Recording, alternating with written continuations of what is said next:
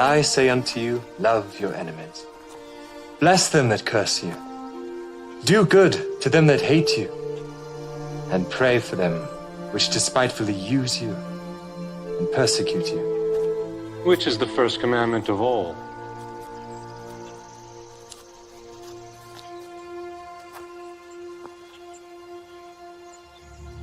Hear, O Israel, the Lord our God is one Lord. Thou shalt love the Lord thy God with all thy heart, and with all thy soul, and with all thy might, and with all thy strength. This is the first and great commandment, and the second is like unto it. Thou shalt love thy neighbor as thyself. On these two commandments hang all the law and the prophets. Master, thou hast said the truth. There is one God, and none other but He. And to love Him with all the heart, and with all the understanding, and with all the soul, and with all the strength, and to love his neighbor as himself, is more than all the whole burnt offerings and sacrifices. Thou art not far from the kingdom of God.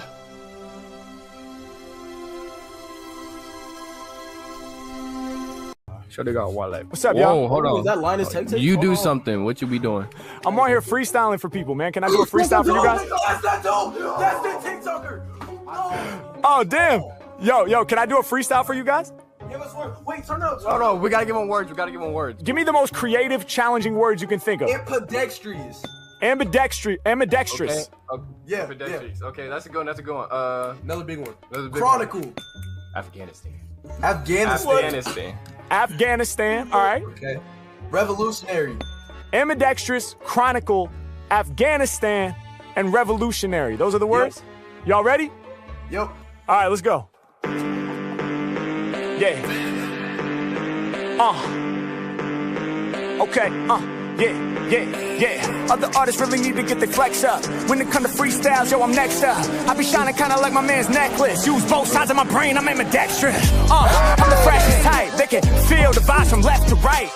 Y'all know that I'm the dopest on jams. Ambidextrous, cause I can use both of my hands. Then again, it don't matter if I'm right or left-handed, cause I never write it, I hope you understand it. I provide it right off the tip of the brain. And when I'm spitting for my people, all my shit is insane. I make it happen. I'ma kick a rap verse. Shout to my homie with the necklace and the black shirt. Filming on the phone, gotta get it on your camera.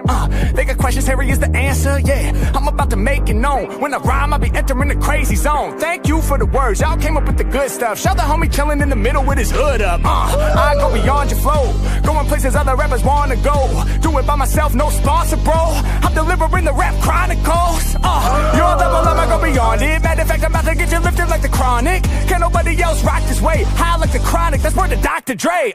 H-Mac, I'ma put it down. Every time I'm rhyming, they be loving my sound. Can't nobody really do it like me. Winning in my psyche. Shout my homie who be rocking Nike on the zip up. I get props whenever I be spitting. They gon' see me on TikTok for hip hop. I'ma put it down for all of y'all. I be cold shivery. This here is the Chronicle delivery. Delivering the magazine and the periodical. I got the hottest flow, you know I brought it, bro. I ain't never slipping. Yeah, y'all just be assistant. I'm Michael Jordan. These rappers like Pippen. Think they on my level, homie. They be tripping. I grip the mic and then I'm about to slam the jam from LA to Afghanistan. I'm about to break it down till I find my peace. They put my music in the Middle East, yeah. All my lyrics are gigantic, I'm about to make them panic. They can feel my shit across the whole planet, yeah. Lyrics is what I'm about to push. He was like, yo, he's rapping right now. He said, shush, please be quiet, he's really getting down. I'ma blow your mind with the rhymes that's profound. I be doing me, and y'all know they never doing Harry. When it come to lyrics, all my flows are revolutionary. What I mean to say is when I'm spitting off the brain, I be revolutionary, go against the grain. I'm about to make a change the whole earth. I'm about to blow your mind with the freestyle verse. The beat style, but I wasn't ready to end. H-Mac be the freestyle internet trend, let's go. Yo.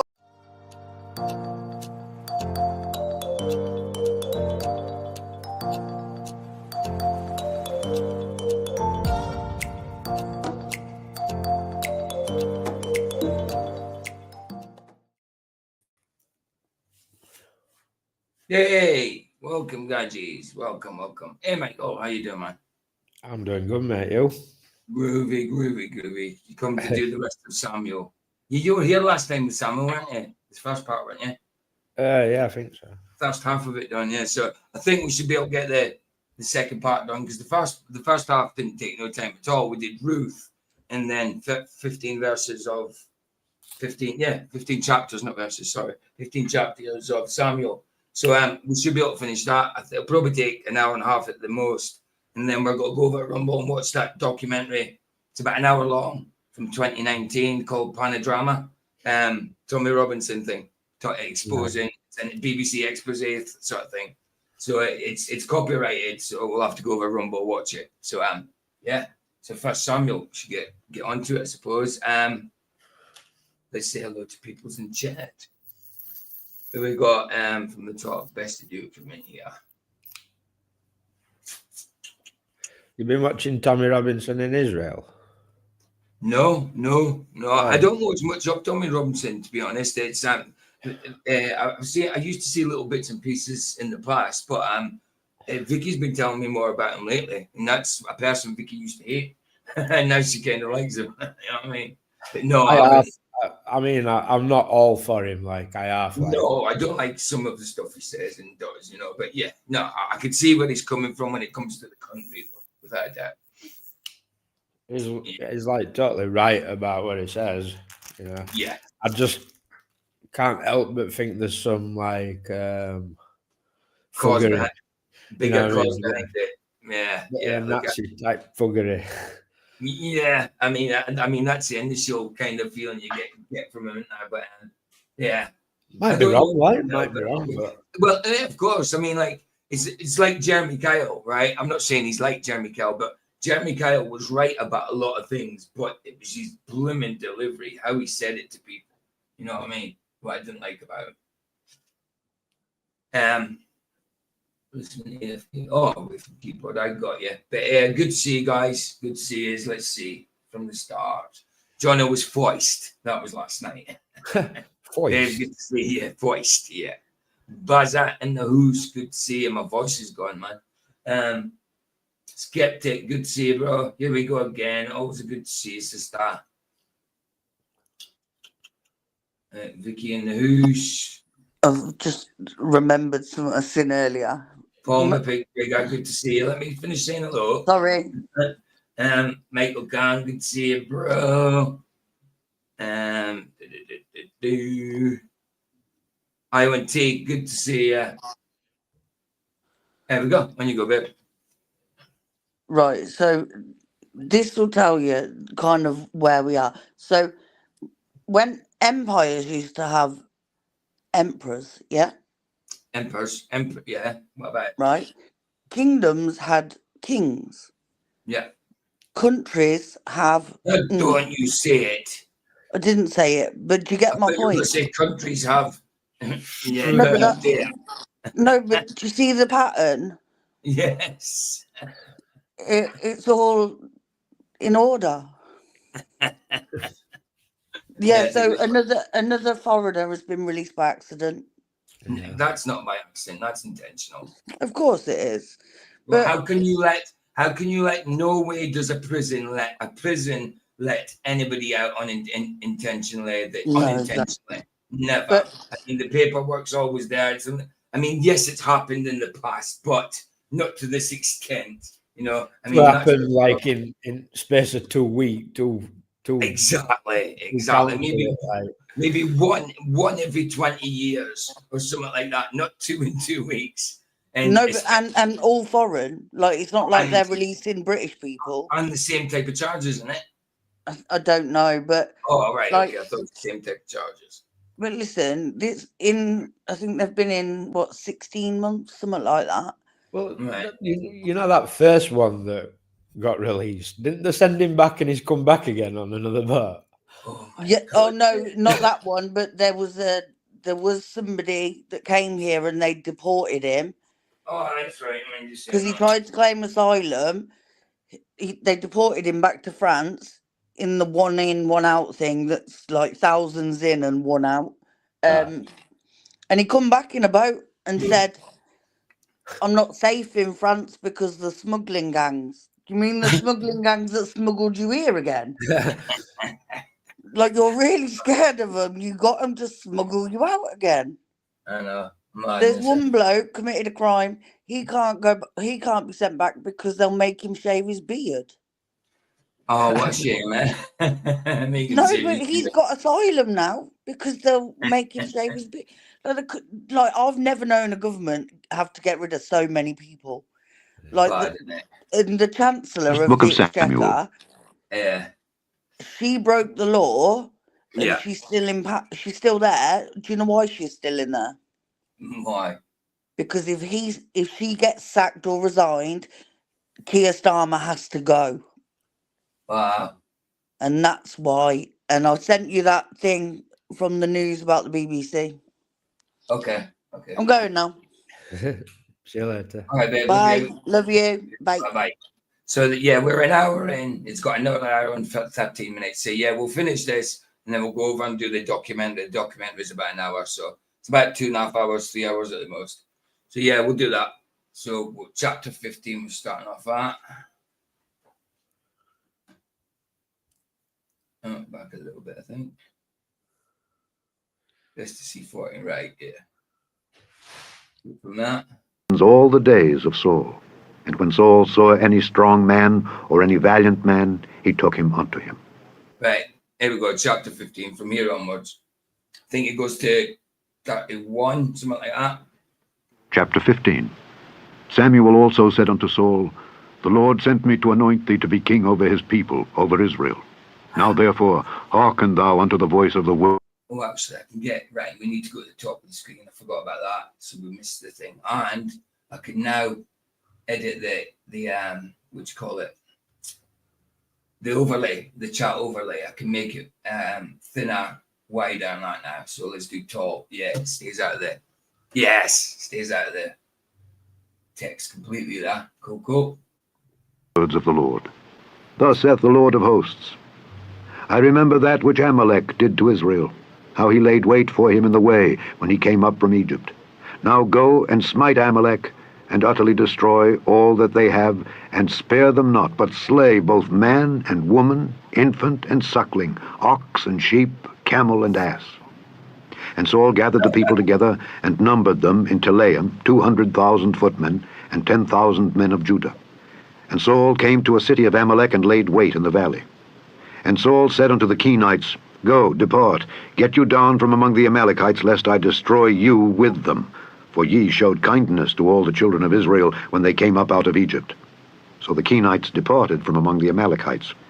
And Saul smote the Amalekites from Havilah until thou comest to Shur, that is over against Egypt. And he took Agag, the king of the Amalekites, alive, and utterly destroyed all the people with the edge of the sword. But Saul and the people spared Agag, and the best of the sheep, and of the oxen, and of the fatlings, Ooh, you weren't meant to do that, Saul. You weren't meant to do that. and the lambs, and all that was good, and would not utterly destroy them. But everything that was vile and refuse, that they destroyed utterly. Then came the word of the Lord unto Samuel, saying, It repenteth me that I have set up Saul to be king, for he is turned back. It repenteth thee. And repenteth thee. It changed my mind and heart of thee. Wow. It's definitely a man's kind of translation of it, in it, because it's saying God changed his heart, changed his mind and heart, isn't it? You can tell it's some language is hard to translate into the natural, you know, how God feels. Yeah. Mad. Oh, get out of my way. Things popping up. From following me, and hath not performed my commandments. And it grieved Samuel, and he cried unto the Lord all night. And when Samuel rose early to meet Saul in the morning, it was told Samuel, saying, Saul came to Carmel, and behold, he set him up a place, and is gone about, and passed on, and gone down to Gilgal. And Samuel came to Saul, and Saul said unto him, Blessed be thou of the Lord, I have performed the commandment of the Lord. And Samuel said, What meaneth then this bleating of the sheep in mine ears, and the lowing of the oxen which I hear? And Saul said, They have brought them from the Amalekites, for the people spared the best of the sheep and of the oxen to sacrifice unto the Lord thy God, and the rest we have utterly destroyed. Then That's not what you were told to do, though, is it? Samuel said unto Saul, Stay, and I will tell thee what the Lord hath said to me this night. And he said unto him, Say on. And Samuel said, When thou wast little in thine own sight, wast thou not made the head of the tribes of Israel, and the Lord anointed thee king over Israel? And the Lord sent thee on a journey, and said, Go and Jimenez in the house. Good to see you, bro. Good to see you. utterly destroy the sinners, the Amalekites, and fight against them until they be consumed? Wherefore then didst thou not obey the voice of the Lord, but didst fly upon the spoil, and didst evil in the sight of the Lord? And Saul said unto Samuel, Yea, I have obeyed the voice of the Lord, and have gone the way which the Lord sent me, and have brought Agag the king of... I have obeyed the voice of the Lord. So, I mean, that's Saul playing willful ignorance there, because he knows exactly what he was meant to do. You know, I have obeyed the word of the Lord, but you haven't. You did something, you left that, you were told to do a specific thing, and you done part of it. I am on the right part, aren't I? Yeah, of course. Yeah. of Amalek, and have utterly destroyed the Amalekites. But the people took of the spoil sheep and oxen, the chief of the things which should have been utterly destroyed, to sacrifice unto the Lord thy God in Gilgal. And Samuel said, Hath the Lord as great delight in burnt offerings and sacrifices as in obeying the voice of the Lord? Ooh. Would you rather you obey him or sin and sacrifice to him? I think you'd rather you obey, you know? Or, I mean, it doesn't have to be sacrifice. It could be like, an offering of some sort, you know? But would God rather sacrifice or obedience? I think he'd rather obedience. That's Behold. Perverting law sort of thing, isn't it? You know. Yeah, definitely. Saul knew what he was doing there, didn't he? Taking more credence in sacrificing and that than actually doing right. Told to them. Like, it doesn't matter. Like, his Saul's attitude's kind of like, it doesn't matter if I disobey this little thing here, because I can sacrifice this good stuff to the Lord. You know, that's not what he told you to do. You know, I mean, hence why I think David, a man after God's own heart, ends up being king. Yeah. To obey is better than sacrifice, and to hearken than the fat of rams. For rebellion is as the sin of witchcraft, and stubbornness is as iniquity and idolatry. Because thou hast rejected the word of the Lord, he hath also rejected thee from being king. And Saul said unto Samuel, I have sinned. Yes. For I have transgressed the commandment of the Lord and thy words, because I feared the people and obeyed their voice. There you go. Now therefore I pray thee. Even Saul had fear of man, eh? Even Saul had fear of man. Pardon my... Being a king as well. He was scared of what the people thought of him. Yeah. My sin, and turn again with me that I may worship How the much Lord. do we see that in today's world as Samuel well? said unto A lot. Everybody's conscious about what other people think. Right, including myself. I like to say that I don't care what other people think, but I do. You know, sometimes I don't, but there's a lot of time I do. I'm better than I used to be. Once upon a time, if someone disliked me, I was like, what? Why? But why? What have I done? You know what I mean? Sometimes people just don't like you. Simple as that. You know, you're just not for them. Yep. I used to be offended by that or upset by it. I shouldn't be, you know. I shouldn't be. It doesn't bother me as much as it used to, but it still gets there. I mean, it still gets you now and again. Saul, I will not return with thee, for thou hast rejected the word of the Lord, and the Lord hath rejected thee from being king over Israel. And as Samuel turned about to go away, he laid hold upon the skirt of his mantle, and it rent. Let me get preachy, low down, wishy-washy sacrifices. Oh, wow. Well, that's funny, Bazza. I wonder who you're talking about. Baz got his eye patch back on. Yes. Bazza likes that eye patch. I like it as well. Yeah, I think it's cool. Yeah. I think it's cool. Do you know what it reminded me on?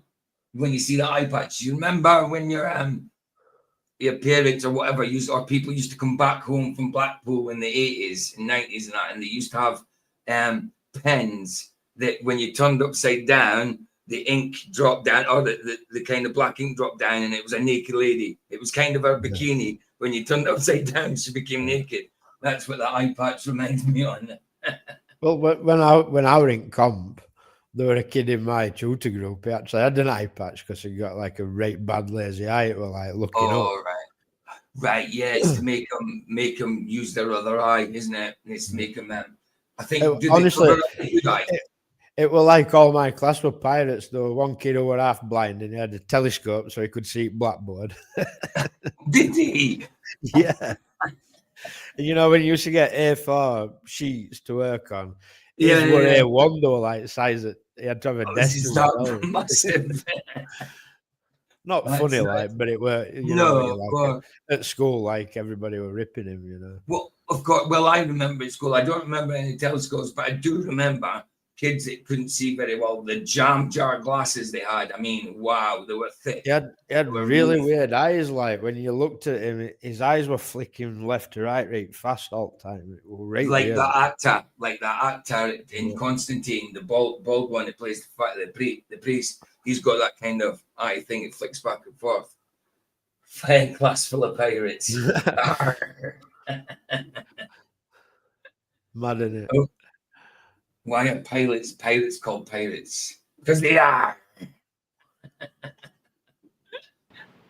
And Samuel said unto him, The Lord hath rent the kingdom of Israel from thee this day, and hath given it to a neighbor of thine that is better than thou. And also the strength of Israel will not lie nor repent, for he is not a man that he should repent. Then he said, I have sinned. Yet honor me now, I pray thee, before the elders of my people and before Israel, and turn again with me, that I may worship the Lord thy God. So Samuel turned again after Saul, and Saul worshipped the Lord. Then said Samuel, Bring ye hither to me Agag, the king of the Amalekites. And Agag came unto him delicately, and Agag said, Surely the bitterness of death is past. And Samuel said, As thy sword hath made women childless, so shall thy mother be childless among women. And Samuel hewed Agag in pieces before the Lord in Gilgal. Then Samuel went to Ramah, and Saul went up to his house to Gibeah of Saul. And Samuel came no more to see Saul until the day of his death. Ooh. Nevertheless, Samuel mourned for Saul, and the Lord repented that he had made Saul king over Israel. Chapter 16. I think in some Bibles it says the Lord, what was it? How does he put it? Like that says the Lord repented. The Lord regretted making him. I just think that's man's way of, because God obviously can't have regrets. You know, he knows what's going to happen. So it's just man's way of. You see that in Genesis with flood. Yeah, he regrets. Yeah, it's just man's way of explaining it, because obviously, does God have regrets? I can't see how, because he knows beginning from the end. So how can he have regrets? You know, that would make him imperfect. You know. I would imagine it still bothers him, even though he knows it's going to happen, and it does happen. Yeah, still got to bother him, right? Of course, but would regret be a good word for it? It may be. I mean, it's the only word we could use, I suppose, or close to the only word. But yeah, no, I suppose you're right.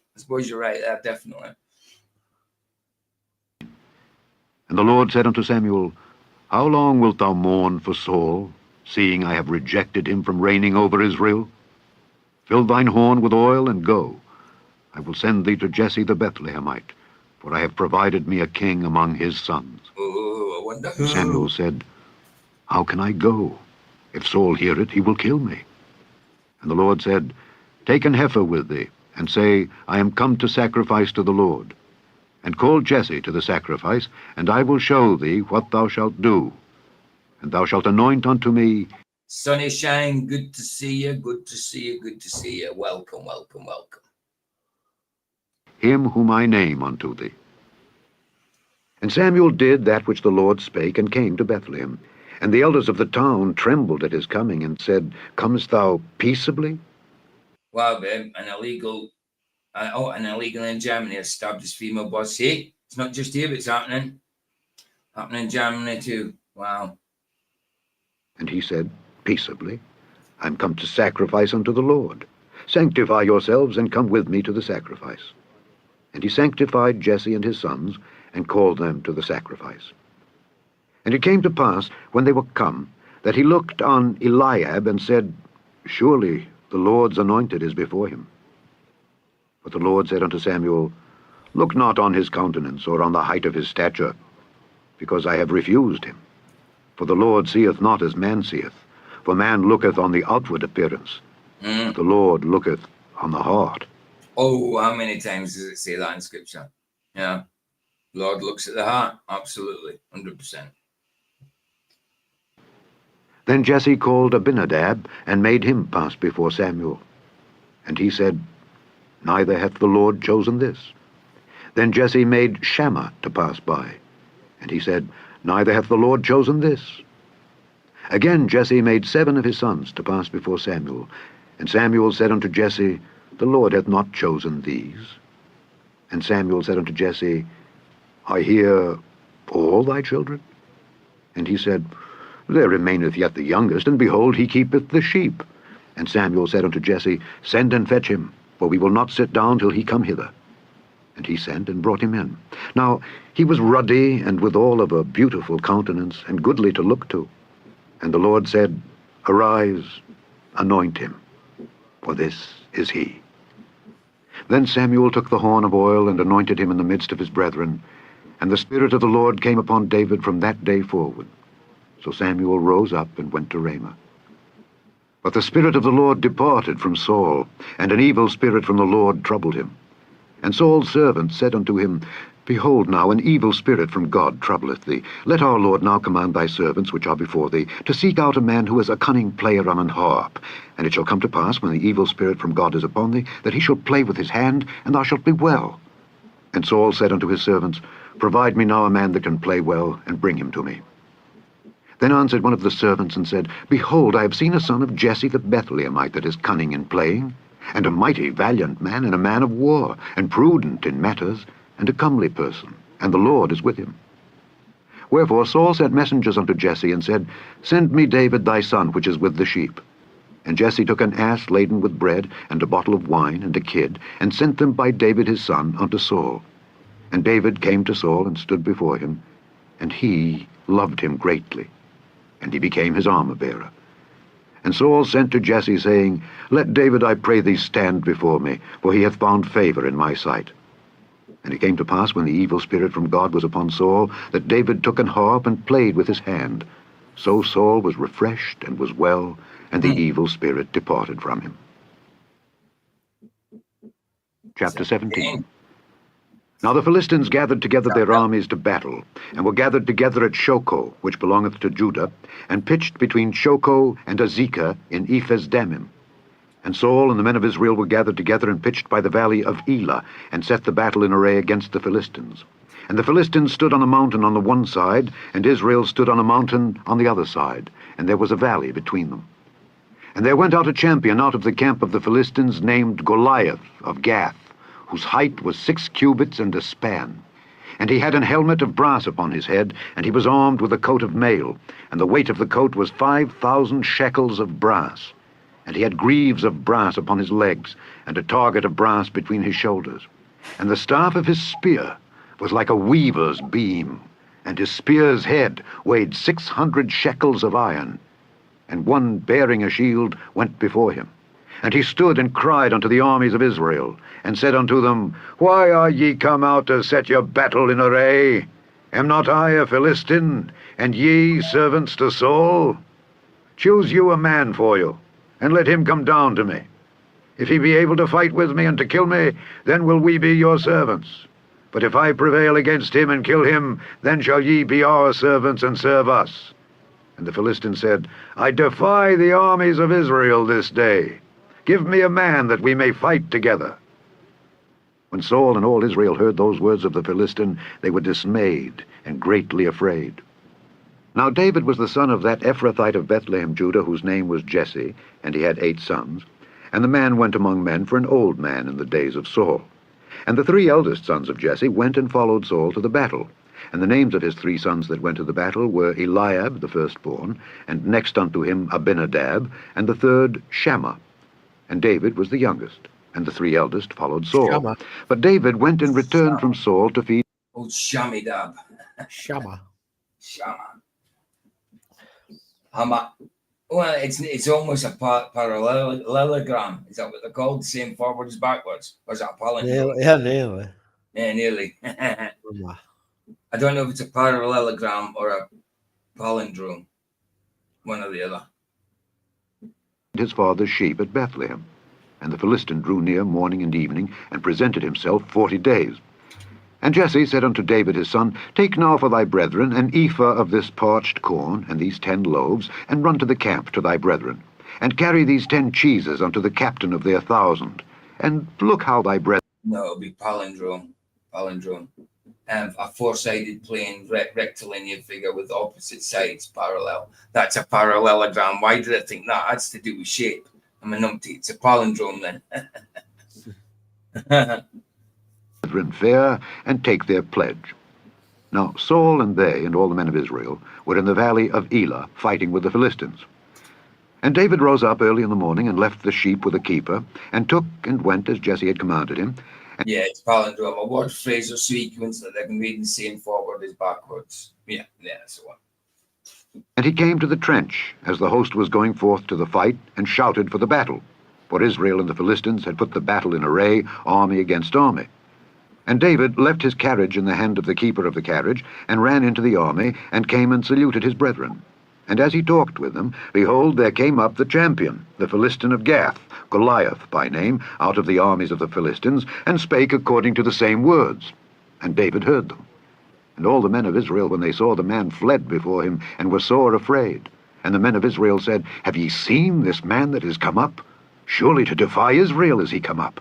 And it shall be that the man who killeth him, the king will enrich him with great riches, and will give him his daughter, and make his father's house free in Israel. And David spake to the men that stood by him, saying, What shall be done to the man that killeth this Philistine, and taketh away the reproach from Israel? For who is this uncircumcised Philistine, that he should defy the armies of the living God? And the people answered him after this manner, saying, So shall it be done to the man that killeth him. Buzz, it's about 9.5 foot. It's a fair height. It's a fair height. And Eliab, his eldest brother, heard when he spake unto the men, and Eliab's anger was kindled against David. And he said, Why camest thou down hither? And with whom hast thou left those few sheep in the wilderness? I know thy pride, and the naughtiness of thine heart, for thou art come down that thou mightest see the battle. And David said, What have I now done? Is there not a cause? And he turned from him toward another, and spake after the same manner. And the people answered him again after the former manner.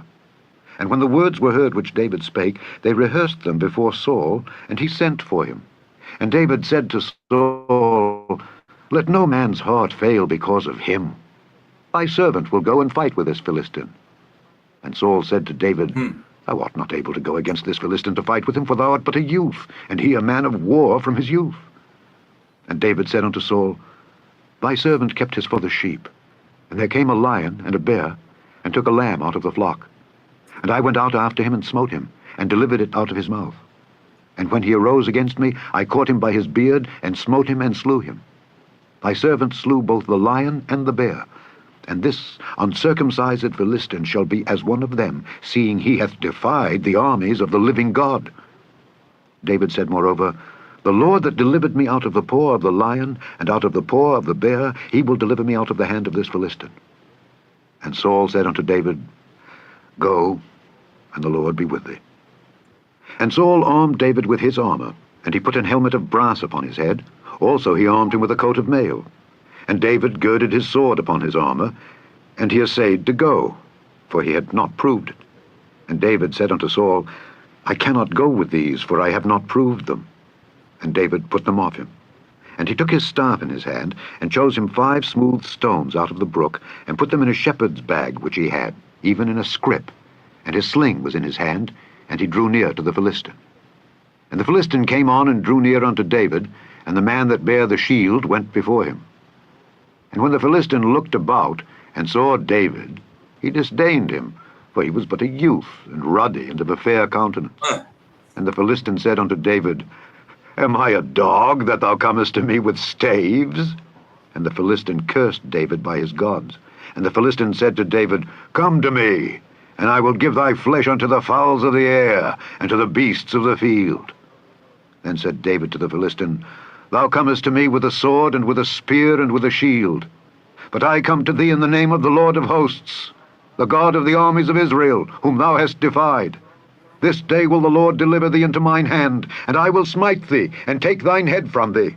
And I will give the carcasses of the host of the Philistines this day unto the fowls of the air, and to the wild beasts of the earth, that all the earth may know that there is a God in Israel.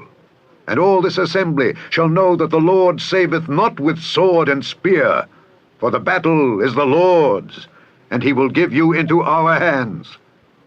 All I can hear is the 300 going, Wow, wow. And it came to pass, when the Philistine arose and came and drew nigh to meet David, that David hasted and ran toward the army to meet the Philistine. And David put his hand in his bag, and took thence a stone, and slang it, and smote the Philistine in his forehead, that the stone sunk into his forehead, and he fell upon his face to the earth. So David prevailed over the Philistine with a... Sunk into his forehead. That was some sling and some strength, that man. Must have gone at some velocity. Sunk into giants now. Have you seen videos on YouTube, people firing sling? Oh, absolutely. Sounds like a gunshot. It's crazy, isn't it? I've still got my sling thing, but not sling like that, but you know, you've seen it before. I should practice that. I've only got little clay balls for it though. I've had it for like 2 years and I haven't done much with it. It's got laser sights and that on it as well. Pretty cool.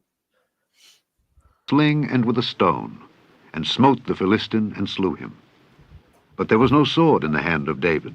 Therefore David ran and stood upon the Philistine, and took his sword, and drew it out of the sheath thereof, and slew him, and cut off his head therewith. And when the Philistines saw their champion was dead... Exactly, Basil, like a whip crack. Deadly, man. Deadly. Proper. They fled, and the men of Israel and of Judah arose, and shouted, and pursued the Philistines, until thou come to the valley and to the gates of Ekron. And the wounded of the Philistines fell down by the way to Shearaim, even unto Gath and unto Ekron. And the children of Israel returned from chasing after the Philistines, and they spoiled their tents. And David took the head of the Philistine. Yo. Quickly play this. It's in private chat.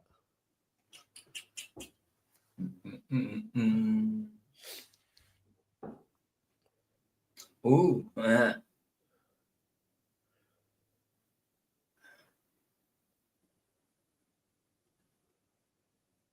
Slingage.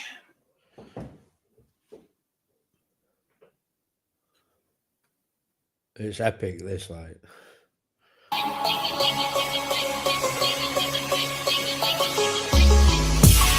Wow.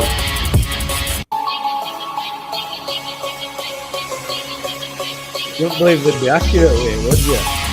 That's crazy, isn't it, man? Ain't that nuts? Mental. One more time. It's got to be seen one more time.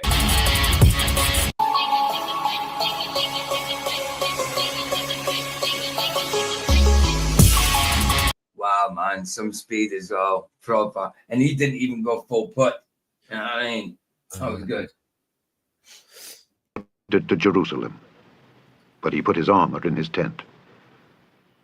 And when Saul saw David go forth against the Philistine, he said unto Abner, the captain of the host, Abner, whose son is this youth? And Abner said, As thy soul liveth, O king, I cannot tell. And the king said, Inquire thou whose son the stripling is. And as David returned from the slaughter of the Philistine, Abner took him, and brought him before Saul with the head of the Philistine in his hand. And Saul said to him, Whose son art thou, thou young man? And David answered, must take a while to get used to aiming with it, though. No, because it's I like, don't even know how you aim it. I would. yeah, I It's know. all down to release, isn't it? When you're Knowing when to release it, on yeah. end, like. Yeah. Be something having a go at, yeah, pretty cool. But yeah, it'd be something Mate, you'd take your own eye out trying to do that. Yeah. Oh, that's why Baz has got an eye patch. He says lots of fun too. But he said like a whip crack, deadly. That's what took out his eye, man. I know it. Yeah, that shot that you've just watched, I think there's a video where it's got proper sound on it. Like, nice. It does. It sounds like a whip cracking. Nice. I am the son of thy servant Jesse the Bethlehemite. Chapter 18. And it came to pass, when he had made an end of speaking unto Saul, that the soul of Jonathan was knit with the soul of David, and Jonathan loved him as his own soul. And Saul took him that day, and would let him go no more home to his father's house. Then Jonathan and David made a covenant, because he loved him as his own soul. And Jonathan stripped himself of the robe that was upon him, and gave it to David, and his garments, even to his sword, and to his bow, and to his girdle.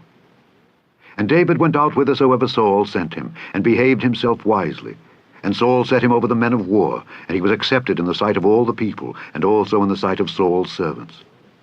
And it came to pass, as they came, when David was returned from the slaughter of the Philistine, that the women came out of all cities of Israel, singing and dancing, to meet King Saul with tabrets, with joy, and with instruments of music.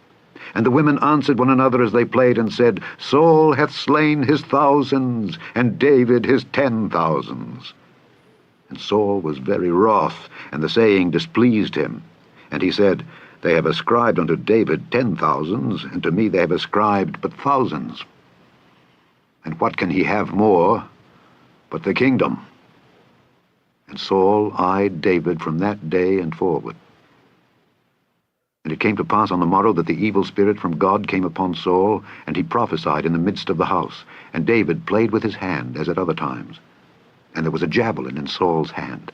And Saul cast the javelin, for he said, I will smite David even to the wall with it. And David avoided out of his presence twice. And Saul was afraid of David, because the Lord was with him, and was departed from Saul. Saul was afraid of David, because the Lord was with him. But you can't blame him. I mean, Saul used to have the Lord with him. He knew what it felt like to have the Lord with him. And the Lord on his back, behind his back, the Lord's got his back. But then he disobeyed God. Then he knows what it's like to have the Lord not at his back. So yeah, I can understand why he was afraid of David, even as a boy. Therefore Saul removed him from him, and made him his captain over 15, 17 or something, something like that. 1,000. And he went out and came in before the people. And David behaved himself wisely in all his ways, and the Lord was with him. No, he wasn't already king. He'd been anointed. He was. I think when he slew Goliath, he was told he'd be king. He wasn't king yet. He'd been anointed. No, he'd been anointed king, but he hadn't come to pass being king yet. Saul was still king at this point. He wasn't king. He was told he was going to be king about 15 years before he became king. Therefore, when Saul saw that he behaved himself very wisely, he was afraid of him. But all Israel and Judah loved David, because he went out and came in before them. And Saul said to David, Behold my elder daughter Merab, her will I give thee to wife. Only be thou valiant for me, and fight the Lord's battles. For Saul said, Let not mine hand be upon him, but let the hand of the Philistines be upon him. And David said unto Saul, Who am I, and what is my life or my father's family in Israel, that I should be son-in-law to the king? But it came to pass at the time when Merab, Saul's daughter, should... Yeah, so David was first anointed as a young shepherd, and it's in 1 Samuel 16, so we've passed that. So he was about 15 years old. 15 years later, he became king. So yeah, right enough with that. So yeah, he was anointed by Samuel when he was a young shepherd boy. have been given to David, that she was given unto Adriel the Meholathite to wife. And Michal, Saul's daughter, loved David. And they told Saul, and the thing pleased him. And Saul said, I will give him her, that she may be a snare to him, and that the hand of the Philistines may be against him. Wherefore Saul said to David, Thou shalt this day be my son-in-law in the one of the twain. And Saul commanded his servants, saying, Commune with David secretly, and say, Behold, the king hath delight in thee, and all his servants love thee. Now therefore be the king's son-in-law. And Saul's servants spake those words in the ears of David, and David said, Seemeth it to you a light thing, to be a king's son-in-law, seeing that I am a poor man, and lightly esteemed? And the servants of Saul told him, saying, On this manner spake David. And Saul said, Thus shall ye say to David, The king desireth not any dowry, but 100 foreskins of the Philistines, to be avenged of the king's enemies. But Saul thought to make David fall by the hand of the Philistines. And when his servants told David these words, it pleased David well to... Yeah, Saul knew that Jesse was... Jesse, yeah. Saul knew who Jesse was. Saul knew Jesse was David's father, yeah. He did, yeah. Jesse of what was it called? Bethlehem. Yeah, that's it. to be the king's son-in-law, and the days were not expired. Wherefore David arose and went, he and his men, and slew of the Philistines 200 men. And David brought their foreskins, and they gave them in full tale to the king, that he might be the king's son-in-law. And Saul gave him Michal his daughter to wife. And Saul saw and knew that the Lord was with David, and that Michal, Saul's daughter, loved him. And Saul was yet the more afraid of David. And Saul became David's enemy continually. Then the princes of the Philistines went forth, and it came to pass after they went forth that David behaved himself more wisely than all the servants of Saul, so that his name was much set by. Chapter 19. And Saul spake to Jonathan his son and to all his servants, that they should kill David. But Jonathan Saul's son delighted much in David, and Jonathan told David, saying, Saul my father seeketh to kill thee. Now therefore I pray thee, take heed to thyself until the morning, and abide in a secret place, and hide thyself. And I will go out and stand beside my father in the field where thou art, and I will commune with my father of thee. And what I see, that I will tell thee. And Jonathan spake good of David unto Saul his father, and said unto him, Let not the king sin against his servant, against David, because he hath not sinned against thee, and because his works have been to thee word very good. For he did put his life in his hand, and slew the Philistine, and the Lord wrought a great salvation for all Israel. Thou sawest it, and didst rejoice. Wherefore then wilt thou sin against innocent blood, to slay David without a cause? And Saul hearkened unto the voice of Jonathan, and Saul sware, As the Lord liveth, he shall not be slain. And Jonathan called David, and Jonathan showed him all those things. And Jonathan brought David to Saul, and... Yeah, hold on. But David was taken to Saul after he killed Goliath. Yeah, I know. But then that's when Saul said to David, Who is your father? And David would have said, Your servant Jesse is my father. So yeah, he didn't know him to that point. After he slew Goliath, obviously, then he would have known him. I think that's how it goes. Yeah. Yeah, it was at that time. Then he would have said, Who's your father? And he would have said, Jesse of Bethlehem. Your servant. Because, like, people of that place would have been his servant. Weren't he like an high-up tribe leader, Jesse? Yeah, I think so. Something like that. Yeah, so he'd known his father, but he wouldn't have known who David was to that point, because shepherd boy. If you remember on Chosen, they're all Jesses, aren't they? You know, princes and princesses. They're all like, there's some big feast going off or something. Yeah, I think so. Aye. I mean, I'm not sure whether that's... Sorry, I slipped. I did that by mistake. Not sure whether that's in line with Bible, but... No, I know what you're saying. I know what you're saying. As in times past. And there was war again, and David went out and fought with the Philistines and slew them with a great slaughter, and they fled from him. And the evil spirit from the Lord was upon Saul as he sat in his house with his javelin in his hand, and David played with his hand. And Saul sought to smite David even to the wall with the javelin, but he slipped away out of Saul. Yeah, that's it. It says Jesse, the father of King David, was a man of significant standing and wealth in his community, though he did not hold a formal high-up position in the national government or priesthood. So yeah, he was of significant standing, but he didn't hold any position. Saul's presence, and he smote the javelin into the wall. And David fled and escaped that night.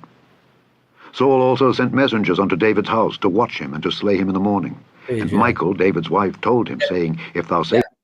I've just had a look online. That line of questioning is to like establish what tribe you come from, rather than literally just wanting to know who your father is. Yeah, that's true. Absolutely, that could be true as well. Yeah, absolutely. I get it. Well, he would have known his father. I mean, if he was wealthy, well, not necessarily. I mean, he was an upstanding guy, but he didn't hold any position. So he might have known him straight off, or he might not have. But he might not have known that David was his son. You know, I mean, the Bible doesn't explain absolutely every single relationship. You know, so Well, they're like known because they're fighting men, aren't they? So like, yes. When Samuel comes to anoint, he don't present David at all, does he? He just presents all his fighting sons, and Samuel says, like, have you not got another son? That's you see what it feels looking after the sheep, you know. So that's right. Aye, no, that's right. That's absolutely good explanation of it, because that's exactly what happened. Yeah. Not thy life tonight, tomorrow thou shalt be slain. So Michal let David down through a window, and he went and fled and escaped. See how that Michael's spelled? Just A-L. I noticed that earlier. Isn't that weird? Is that meant to be like Michael the angel that they're all named? Yeah. You know, E-L on because like God thing. Yeah. And Michal took an image and laid it in the bed, and put a pillow of goat's hair for his bolster, and covered it with a cloth. And when Saul sent messengers to take David, she said, He is sick. And Saul sent the messengers again to see David, saying, Bring him up to me in the bed, that I may slay him. And when the messengers were come in, behold, there was an image in the bed, with a pillow of goat's hair for his bolster. And Saul said unto Michal, Why hast thou deceived me so, and sent away mine enemy, that he is escaped? And Michal answered Saul, He said unto me, Let me go. Yeah, it's a little strange, isn't it, Baza? It's a little strange. Michal. It doesn't look right, does it? It definitely looks like something's missing. Yeah, it does feel wrong. Why should I kill thee? Wrong, but like I said, I think it's difference between an angel version of it, like, you know. Or it could be Emid. You know, it could be one of them things.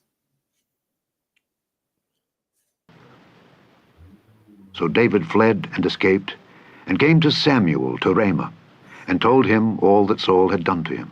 Yeah, especially from a Hebrew camp. Yeah. If you think of all the names that have got E-L on them, yeah, absolutely. Nathaniel, things like that, you know, absolutely. Samuel went and see what Google says. Oh, yeah. Dwelt in Naioth. Good idea. And it was told Saul, saying, Behold, David is at Naioth in Ramah. And Saul sent messengers to take David. And when they saw the company of the prophets prophesying, and Samuel standing as appointed over them, the Spirit of God was upon the messengers of Saul, and they also prophesied. And when it was told Saul, he sent other messengers, and they prophesied likewise. And Saul sent messengers again the third time, and they prophesied also. Then went he also to Ramah, and came to a great well that is in Seku. And he asked and said, Where are Samuel and David? And one said, Behold, they be at Naioth in Ramah. And he went thither to Naioth in Ramah, And the Spirit of God was upon him also, and he went on and prophesied until he came to Naioth in Ramah. And he stripped off his clothes also, and prophesied before Samuel in like manner, and lay down naked all that day and all that night. Wherefore they say, Is Saul also among the prophets? Chapter 20. And David fled from Naioth in Ramah, and came and said before Jonathan, What have I done, and what is mine iniquity, and what is my sin before thy father, that he seeketh my life? And he said unto him, God forbid, thou shalt not die. Behold, my father will do nothing either great or small, but that he will show it me. And why should my father hide this thing from me? It is not so. And David sware moreover, and said, Thy father certainly knoweth that I have found grace in thine eyes. And he saith, Let not Jonathan know this, lest he be grieved. But truly, as the Lord liveth, and as thy soul liveth, there is but a step between me and death. Then said Jonathan unto David, Whatsoever thy... It's not a guy, it's a woman. It's a woman. Is it? Yeah, it's a woman, it's a princess. It's a princess. Splendid. That's why it's a princess Baza. I don't think it's a man. Female spelling. Yeah, it's female. Female. Thy soul desireth, I will even do it for thee. And David said unto Jonathan, Behold, tomorrow is the new moon, and I should not fail to sit with the king at meat. But let me go, that I may hide myself in the field unto the 3rd day at even. If thy father at all miss me, then say, David earnestly asked leave of me that he might run to Bethlehem his city, for there is a yearly sacrifice there for all the family. If he say thus, It is well, thy servant shall have peace. But if he be very wroth, then be sure that evil is determined by him. Therefore thou shalt deal kindly with thy servant, for thou hast brought thy servant into a covenant of the Lord with thee. Notwithstanding, if there be in me iniquity, slay me thyself. For why shouldest thou bring me to thy father? And Jonathan said, Far be it from thee. For if I knew certainly that evil were determined by my father to come upon thee, then would not I tell it thee? Then said David to Jonathan, Who shall tell me? Or what if thy father answer thee roughly?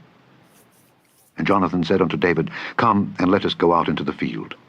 And they went out, both of them, into the field. And Jonathan said unto David, O Lord God of Israel, when I have sounded my father about tomorrow any time, or the 3rd day, and behold, if there be good toward David, and I then send not unto thee, and show it thee, the Lord do so, and much more to Jonathan. But if it please my father to do thee evil, then I will show it thee, and send thee away, that thou mayest go in peace. And the Lord be with thee, as he hath been with my father. And thou shalt not only, while yet I live, show me the kindness of the Lord, that I die not, but also thou shalt not cut off thy kindness from my house forever. No, not when the Lord hath cut off the enemies of David, every one from the face of the earth. Ooh. So Jonathan Face of the earth. Face. made a covenant with the house of David, saying, Let the Lord even require it at the hand of David's enemies. And Jonathan caused David to swear again, because he loved him, for he loved him as he loved his own soul. Then Jonathan said to David, Tomorrow is the new moon, and thou shalt be missed, because thy seat will be empty. And when thou hast stayed 3 days, then thou shalt go down quickly, and come to the place where thou didst hide thyself, when the business was in hand, and shalt remain by the stone Ezel.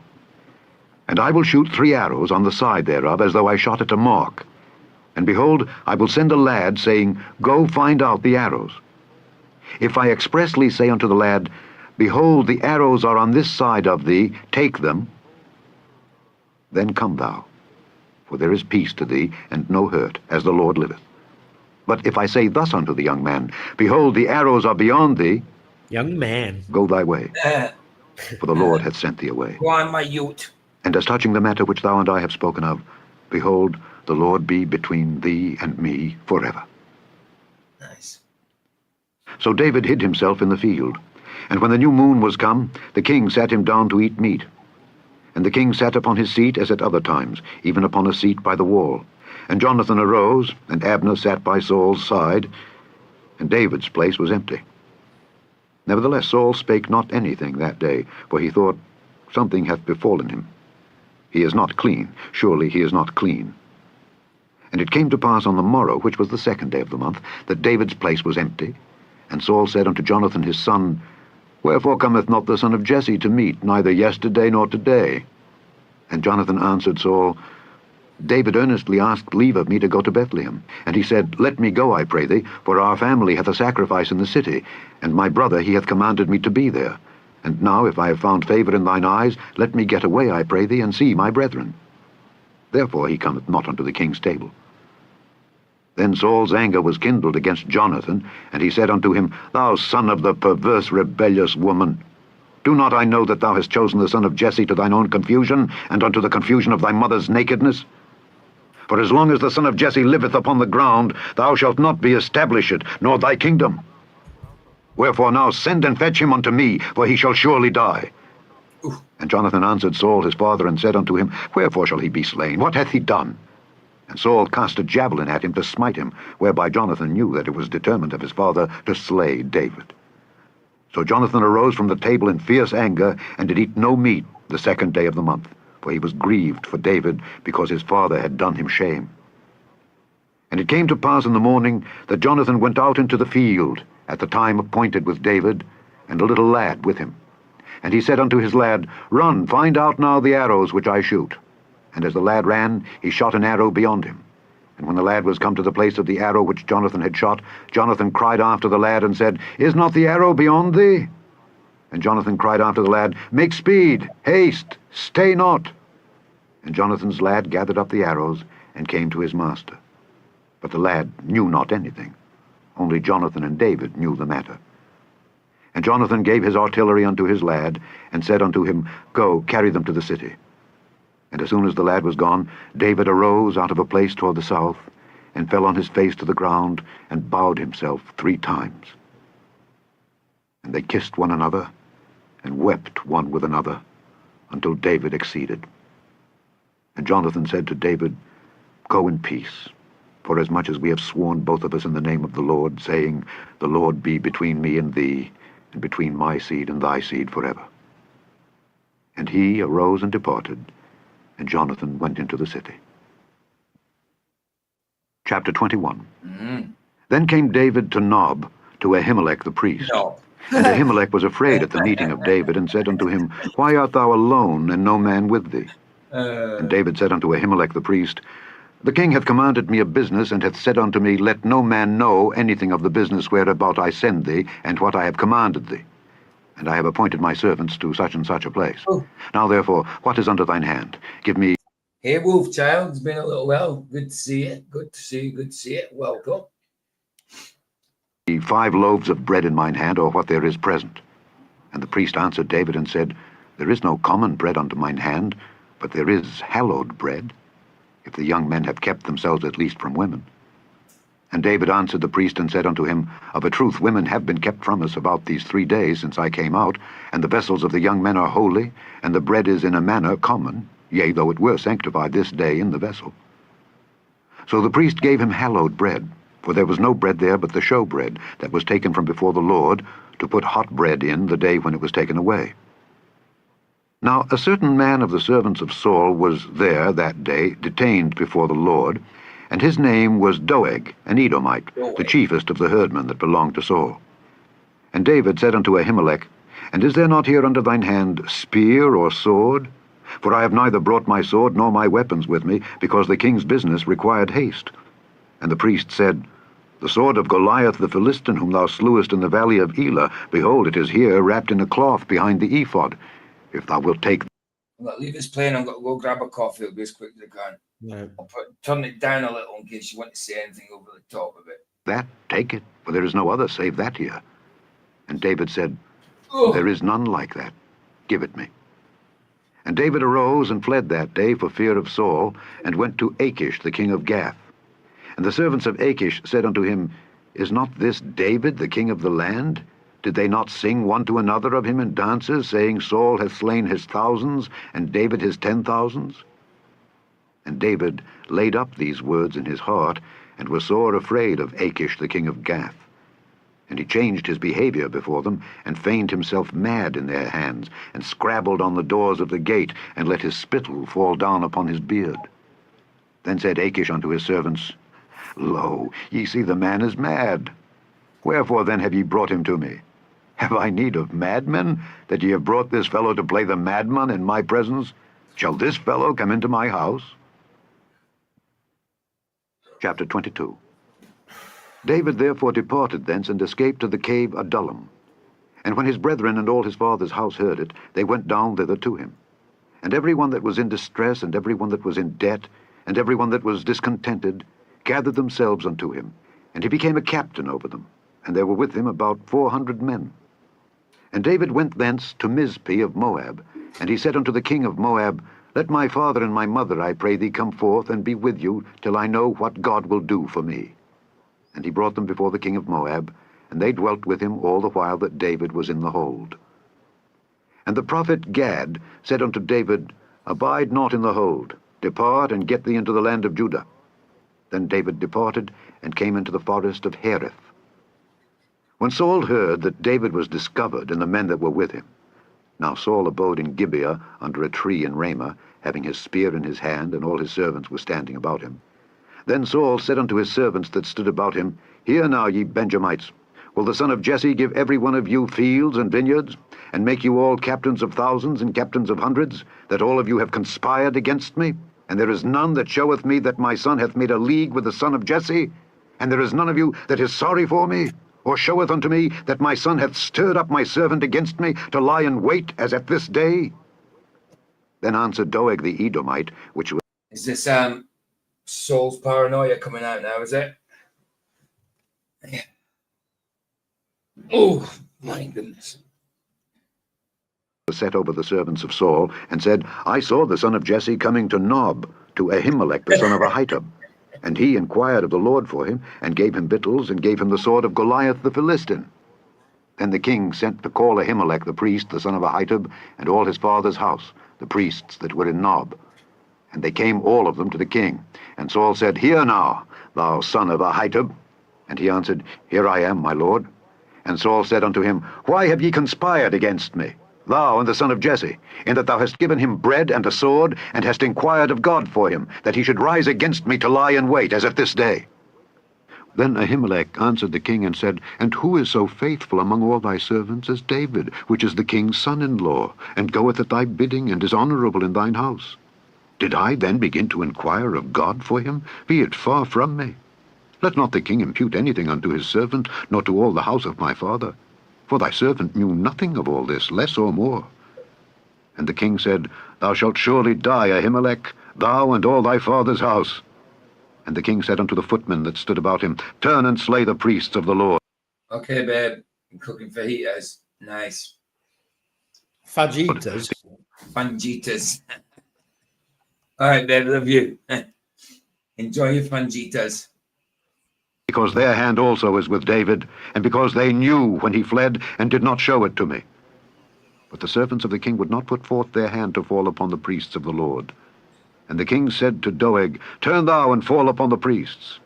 And Doeg the Edomite turned, and he fell upon the priests, and slew on that day 75 persons that did wear a linen ephod. And Nob, the city of the priests, smote he with the edge of the sword, both men and women, children and sucklings, and oxen and asses and sheep, with the edge of the sword. And one of the sons of Ahimelech, the son of Ahitub, named Abiathar, escaped and fled after David. And Abiathar showed David that Saul had slain the Lord's priests. And David said unto Abiathar, I knew it that day, when Doeg the Edomite was there, that he would surely tell Saul. I have occasioned the death of all the persons of thy father's house. Abide with me, fear not, for he that seeketh my life seeketh thy life. But with me thou shalt be in safeguard. Chapter 23.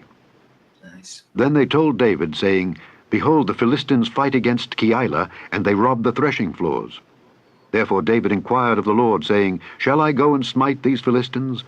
And the Lord said unto David, Go and smite the Philistines, and save Keilah. And David's men said unto him, Behold, we be afraid here in Judah. How much more then if we come to Keilah against the armies of the Philistines? Then David inquired of the Lord yet again, and the Lord answered him and said, Arise, go down to Keilah. for I will deliver the Philistines into thine hand. So David and his men went to Keilah and fought with the Philistines and brought away their cattle. Keilah is the name of a place, but it sounds like a nice name for a girl. Keilah. I like that. And smote them with a great slaughter. So David saved the inhabitants of Keilah. And it came to pass, when Abiathar the son of Ahimelech fled to David to Keilah, that he came down with an ephod in his hand. And it was told Saul that David was come to Keilah, and Saul said, God hath delivered him into mine hand, for he is shut in by entering into a town that hath gates and bars. And Saul called all the people together to war, to go down to Keilah, to besiege David and his men. And David knew that Saul secretly practiced mischief against him, and he said to Abiathar the priest, Bring hither the ephod. Then said David, O Lord God of Israel, thy servant hath certainly heard that Saul seeketh to come to Keilah to destroy the city for my sake. Will the men of Keilah deliver me up into his hand? Will Saul come down, as thy servant hath heard? O Lord God of Israel, I beseech thee, tell thy servant. And the Lord said, He will come down. Then said David, Will the men of Keilah deliver me and my men into the hand of Saul? And the Lord said, They will deliver thee up. Then David and his men, which were about 600, arose and departed out of Keilah, and went whithersoever they could go. And it was told Saul that David was escaped from Keilah, and he forbare to go forth. And David abode in the wilderness in strongholds, and remained in a mountain in the wilderness of Ziph. And Saul sought him every day, but God delivered him not into his hand. And David saw that Saul was come out to seek his life, and David was in the wilderness of Ziph in a wood. And Jonathan, Saul's son, arose and went to David into the wood, and strengthened his hand in God. And he said unto him, Fear not, for the hand of Saul my father shall not find thee, and thou shalt be king over Israel, and I shall be next unto thee. And that also Saul my father knoweth. And they two made a covenant before the Lord. And David abode in the wood, and Jonathan went to his house. Then came up the Ziphites to Saul to Gibeah, saying, Doth not David hide himself with us in strongholds in the wood, in the hill of Hachilah, which is on the south of Jeshimon? Now therefore, O king, come down according to all the desire of thy soul to come down, and our part shall be to deliver him into the king's hand. And Saul said, Blessed be ye of the Lord, for ye have compassion on me. Go, I pray you, prepare yet, and know and see his place where his haunt is, and who hath seen him there. For it is told me that he dealeth very subtly. See therefore, and take knowledge of all the lurking places where he hideth himself. And come ye again to me with the certainty, and I will go with you, and it shall come to pass, if he be in the land, that I will search him throughout all the thousands of Judah. And they arose and went to Ziph before Saul. But David and his men were in the wilderness of Maon, in the plain on the south of Jeshimon. Saul also and his men went to seek him. And they told David. Wherefore he came down into a rock, and abode in the wilderness of Maon.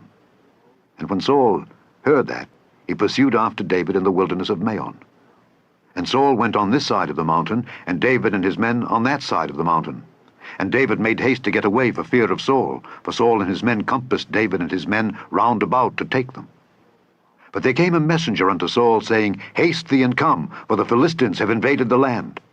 Wherefore Saul returned from pursuing after David, and went against the Philistines. Therefore they called that place Selah Hamalekoth. And David went up from thence, and dwelt in strongholds at Engedi. Chapter 24. And it came to pass, when Saul was returned from following the Philistines, that it was told him, saying, Behold, David is in the wilderness of Engedi. Then Saul took 3,000 chosen men out of all Israel, and went to seek David and his men upon the rocks of the wild goats. And he came to the sheep-cots by the way, where was a cave. And Saul went in to cover his feet, and David and his men remained in the sides of. So Selah Hamalekoth means, Selah Hamalekoth means the rock of escapes, or the rock of divisions. Yeah. The rock of escapes, or the rock of divisions. Makes sense, makes sense. The cave. And the men of David said unto him, Behold, the day of which the Lord said unto thee, Behold, I will deliver thine enemy into thine hand, that thou mayest do to him as it shall seem good unto thee. Then David arose, and cut off the skirt of Saul's robe privily. I love this bit. And it came to pass afterward that David's heart smote him, because he had cut off Saul's skirt. Could have And he done said it. unto his men, The Lord forbid that I should do this thing unto my master, the Lord's anointed, to stretch forth mine hand against him, seeing he is the anointed of the Lord. You see that? And it mad that he's already been an anointed king, but yet he won't raise his hand against the king. You know what I mean? So, but it shows he could have had him. So David stayed his servants with these words, and suffered them not to rise against Saul. But Saul rose up out of the cave, and went on his way. David also arose afterward, and went out of the cave, and cried after Saul, saying, My lord the king. And when Saul looked behind him, David stooped with his face to the earth, and bowed himself. And David said to Saul, Wherefore hearest thou men's words, saying, Behold, David seeketh thy hurt? Behold, this day thine eyes have seen how that the Lord had delivered thee today into mine hand in the cave. And some bade me kill thee. But mine eye spared thee, and I said, I will not put forth mine hand against my Lord, for he is the Lord's anointed. Moreover, my father, see, yea, see the skirt of thy robe in my hand. For in that I cut off the skirt of thy robe, and killed thee not, know thou and see that there is neither evil nor transgression in mine hand, and I have not sinned against thee. No. Yet thou huntest my soul to take it. The Lord judge between me and thee, and the Lord avenge me of thee, but mine hand shall not be upon thee. As saith the proverb of the ancients, wickedness proceedeth from the wicked, but mine hand shall not be upon thee. After whom is the king of Israel come out? After whom dost thou pursue? After a dead dog? After a flea? The Lord therefore be judge, and judge between me and thee, and see and plead my cause, and deliver me out of thine hand. And it came to pass, when David had made an end of speaking these words unto Saul, that Saul said, Is this thy voice, my son David? And Saul lifted up his voice and wept. And he said to David, Thou art more righteous than I, for thou hast rewarded me good, whereas I have rewarded thee evil. Oh, yes. And thou hast showed this day how that thou hast dealt well with me. Forasmuch as when the Lord had delivered me into thine hand, thou killedst me not. For if a man find his enemy, will he let him go well away? Wherefore the Lord reward thee good, for that thou hast done unto me this day. And now, behold, I know well that thou shalt surely be king, and that the kingdom of Israel shall be established in thine hand. Swear now therefore unto me by the Lord, that thou wilt not cut off my seed after me, and that thou wilt not destroy my name out of my father's house. And David sware unto Saul, and Saul went home. But David and his men gat them up unto the hold. Chapter 25. And Samuel died, and all the Israelites were gathered together and lamented him, and buried him in his house at Ramah. And David arose and went down to the wilderness of Paran. And there was a man in Maon, whose possessions were in Carmel, and the man was very great, and he had 3,000 sheep and 1,000 goats. And he was shearing his sheep in Carmel. Now the name of the man was Nabal, and the name of his wife Abigail. And she was a woman of good understanding, and of a beautiful countenance. But the man was churlish and evil in his doings, and he was of the house of Caleb. And David heard in the wilderness that Nabal did shear his sheep. And David sent out 10 young men, and David said unto the young men, Get you up to Carmel, and go to Nabal, and greet him in my name. And thus shall ye say to him that liveth in prosperity, Peace be both to thee, and peace be to thine house, and peace be unto all that thou hast. And now I have heard that thou hast shearers. Now thy shepherds, which were with us, we hurt them not, neither was there aught missing unto them, all the while they were in Carmel. Ask thy young men, and they will show thee. Wherefore, let the young men find favor in thine eyes, for we come in a good day. Give, I pray thee, whatsoever cometh to thine hand unto thy servants, and to thy son David. And when David's young men came, they spake to Nabal according to all those words in the name of David, and ceased. And Nabal answered David's servants, and said, Who is David? And who is the son of Jesse? There be many servants nowadays that break away every man from his master. Shall I then take my bread and my water and my flesh that I have killed for my shearers, and give it unto men whom I know not whence they be? So David's young men turned their way, and went again, and came, and told him all those sayings. And David said unto his men, Gird ye on every man his sword. And they girded on every man his sword, and David also girded on his sword. And there went up after David about 400 men, and 200 abode by the stuff. But one of the young men told Abigail, Nabal's wife, saying, Behold, David sent messengers out of the wilderness to salute our master, and he railed on them. But the men were very good unto us, and we were not hurt, neither missed we anything as long as we were conversant with them when we were in the fields. They were a wall unto us both by night and day, all the while we were with them keeping the sheep. Now therefore know and consider what thou wilt do. For evil is determined against our master, and against all his household, for he is such a son of Belial that a man cannot speak to him. Then Abigail made haste, and took 200 loaves, and 2 bottles of wine, and 5 sheep ready dressed, and 5 measures of parched corn, and 100 clusters of raisins, and 200 cakes of figs, and laid them on asses. And she said unto her servants, Go on before me. Behold, I come after you. But she told not her husband Nabal. And it was so, as she rode on the ass, that she came down by the covert of the hill, and behold, David and his men came down against her, and she met them. Now David had said, Surely in vain have I kept all that this fellow hath in the wilderness, so that nothing was missed of all that pertained unto him. And he hath requited me evil for good. So and more also do God unto the enemies of David, if I leave of all that pertain to him by the morning light any that pisseth against the wall. So railed means to speak abusively, insultingly, or reproachfully. Right, okay, got you. It's like mockery. And when Abigail saw David, she hasted, and lighted off the ass, and fell before David on her face, and bowed herself to the ground, and fell at his feet, and said, Upon me, my lord, upon me let this iniquity be, and let thine handmaid, I pray thee, speak in thine audience, and hear the words of thine handmaid.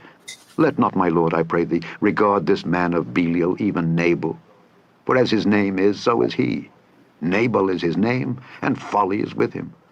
But I, thine handmaid, saw not the young men of my lord whom thou didst send. Now therefore, my lord, as the Lord liveth, and as thy soul liveth, seeing the Lord hath withholden thee from coming to shed blood, and from avenging thyself with thine own hand, now let thine enemies, and they that seek evil to my lord, be as Nabal. And now, this blessing which thine handmaid hath brought unto my lord, let it even be given unto the young men that follow my lord.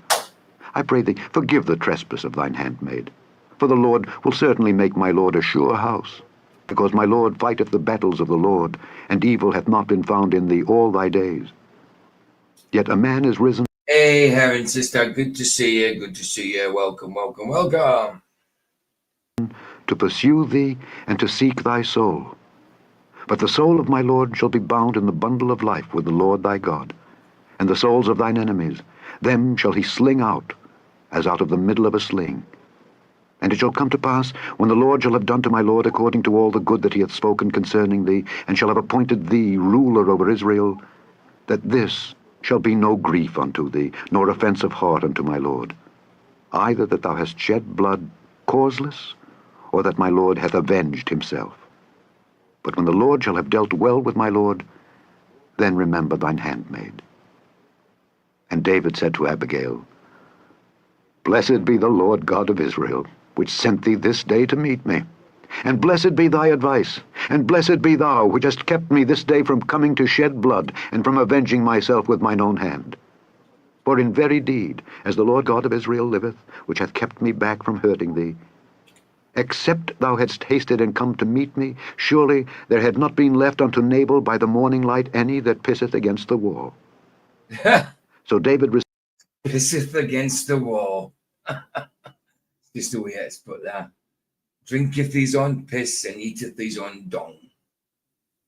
received of her hand that which she had brought him, and said unto her, Go up in peace to thine house. See? Even when people don't even realize that even that saying, pissed up a wall, I pissed up the wall, is scriptural. That comes from the Bible also. There we go. Pisseth, there it is again. I know, bro. I know. I have hearkened to thy voice, and have accepted thy person. And Abigail came to Nabal, and behold, he held a feast in his house like the feast of a king. And Nabal's heart was merry within him, for he was very drunken. Wherefore she told him nothing, less or more, until the morning light. But it came to pass in the morning, when the wine was gone out of Nabal, and his wife had told him these things, that his heart died within him, and he became as a stone. And it came to pass about 10 days after, that the Lord smote Nabal, that he died. And when David heard that Nabal was dead, he said, Blessed be the Lord that hath pleaded the cause of my reproach from the hand of Nabal, and hath kept his servant from evil. For the Lord hath returned the wickedness of Nabal upon his own head. And David sent and communed with Abigail, to take her to him to wife. And when the servants of David were come to Abigail to Carmel, they spake unto her, saying, David sent us unto thee to take thee to him to wife.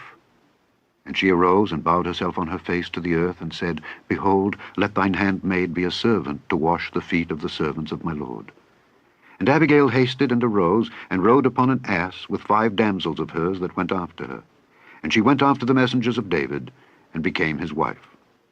David also took Ahinoam of Jezreel, and they were also both of them his wives.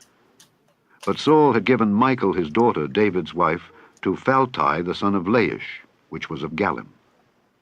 Chapter 26. And the Ziphites came unto Saul to Gibeah, saying, Doth not David hide himself in the hill of Hachilah, which is before Jeshimon? Then Saul arose and went down to the wilderness of Ziph, having 3,000 chosen men of Israel with him, to seek David in the wilderness of Ziph. And Saul pitched in the hill of Hachilah, which is before Jeshimon, by the way. But David abode in the wilderness, and he saw that Saul came after him into the wilderness. David therefore sent out spies, and understood that Saul was come in very deed. And David arose and came to the place where Saul had pitched. And David beheld the place where Saul... Yeah, I've been using them since Genesis, Ryan. And this is now 1 Samuel.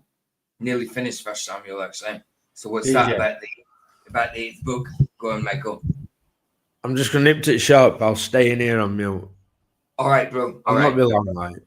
No problem, man. All right. Saul lay, and Abner the son of Ner, the captain of his host. And Saul lay in the trench, and the people pitched round about him. Then answered David and said to Ahimelech the Hittite, and to Abishai the son of Zeruiah, brother to Joab, saying, Who will go down with me to Saul to the camp? And Abishai said, I will go down with thee. So David and Abishai came to the people by night, and behold, Saul lay sleeping within the trench, and his spear stuck in the ground at his bolster. But Abner and the people lay round about him. Then said Abishai to David, God hath delivered thine enemy into thine hand this day. Now therefore let me smite him, I pray thee, with a spear, even to the earth at once, and I will not smite him the second time. And David said to Abishai, Destroy him not. For who can stretch forth his hand against the Lord's anointed, and be guiltless? David said furthermore, As the Lord liveth, the Lord shall smite him, or his day shall come to die, or he shall descend into battle and perish. The Lord forbid that I should stretch forth mine hand against the Lord's anointed. But I pray thee, take thou now the spear that is at his bolster, and the cruse of water, and let us go. So David took the spear and the cruse of water from Saul's bolster, and they gat them away, and no man saw it, nor knew it, neither awaked. For they were all asleep, because a deep sleep from the Lord was fallen upon them. Then David went over to the other side, and stood on the top of an hill afar off, a great space being between them. And David cried to the people, and to Abner the son of Ner, saying, Answerest thou not, Abner? Then Abner answered and said, Who art thou that criest to the king? And David said to Abner, Art not thou a valiant man? And who is like to thee in Israel? Wherefore then hast thou not kept thy lord the king? For there came one of the people in to destroy the king thy lord. This thing is not good that thou hast done. As the Lord liveth, ye are worthy to die, because ye have not kept your master the Lord's anointed. And now see where the king's spear is, and the cruse of water that was at his bolster.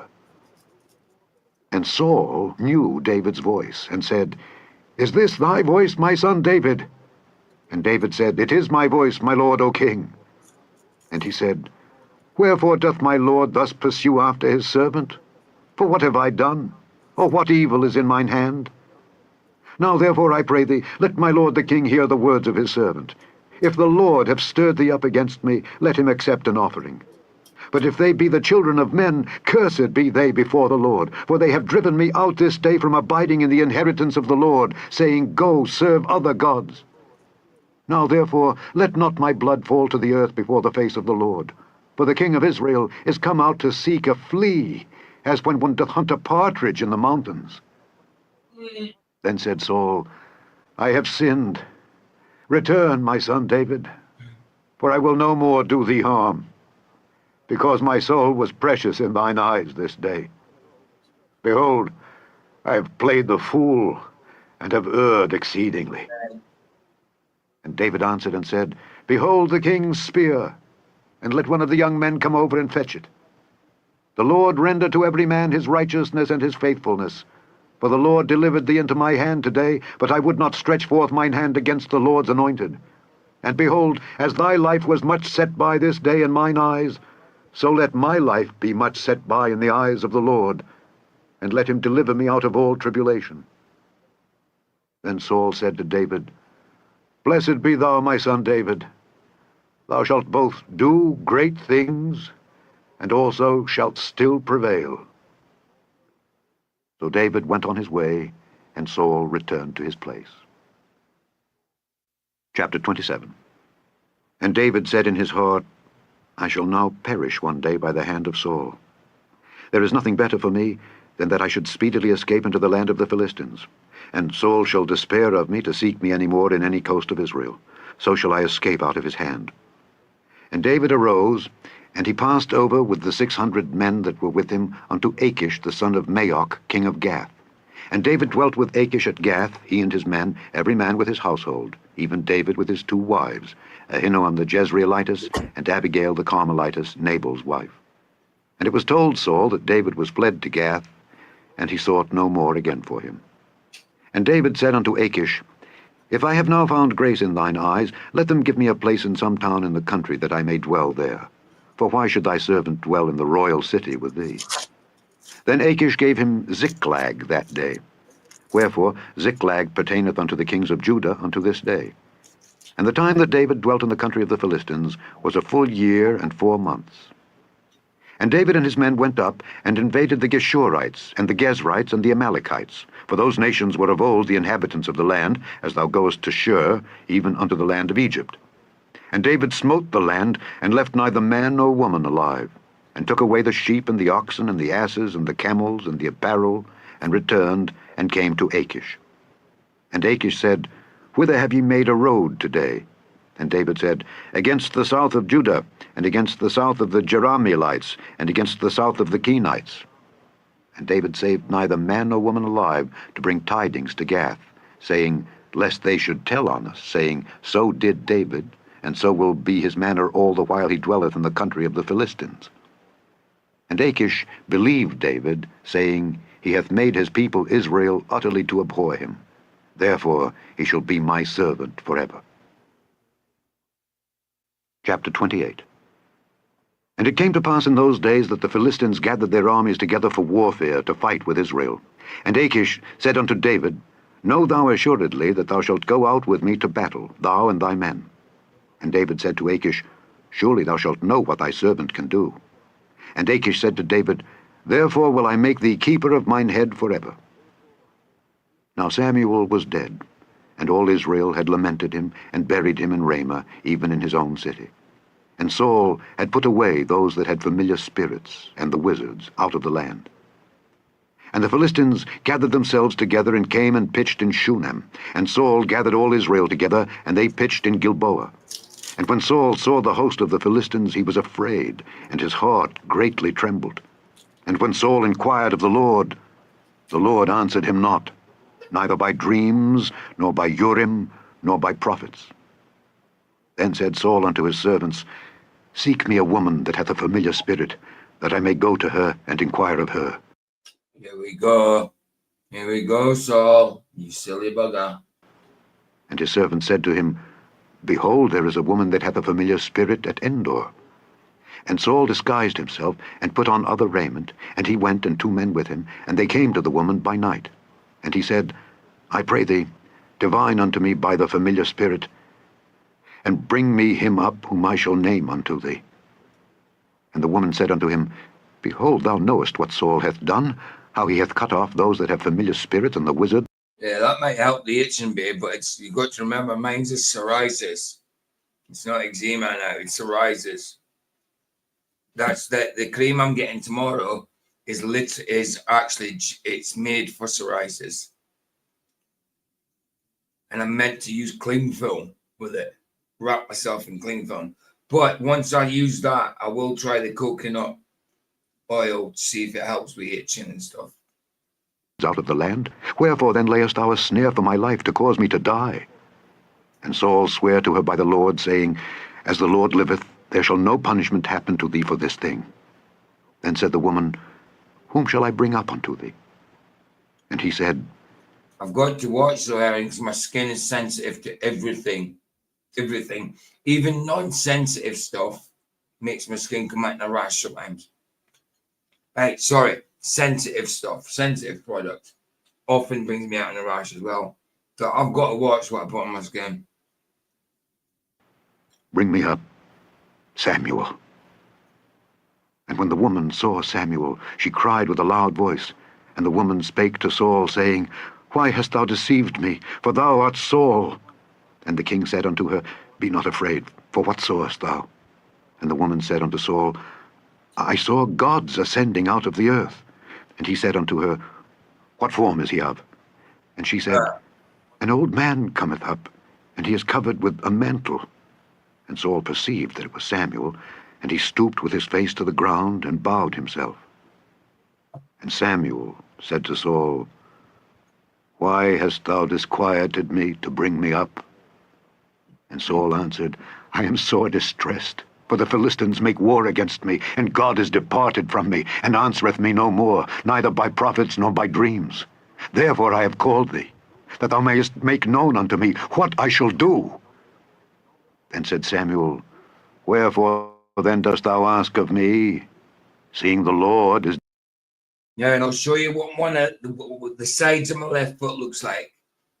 This is it after it's gone down a little bit. Just quickly. It's horrible. Hate it. That's just going. No. That is my inside left foot. That is my inside left. It's horrid. And that's it. That's up in welts, that is. Welts, and it's silvery psoriasis. It's horrible.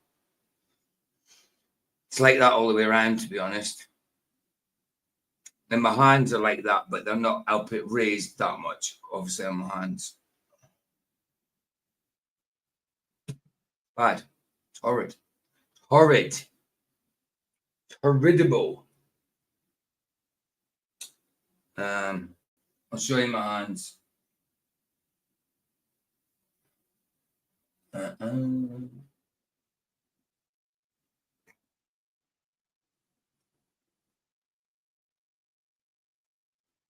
That's my thumb. That's not even washed. That's the inside. That's the outside of my thumb.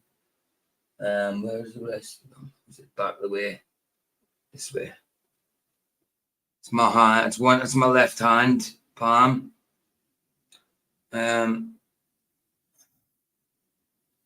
It's left again. Inside thumb again. That's my right hand. And there's my feet. Well, it's just same picture twice. That's one of my feet. Bloody awful. Bloody awful. Hate it. Hate it, hate it.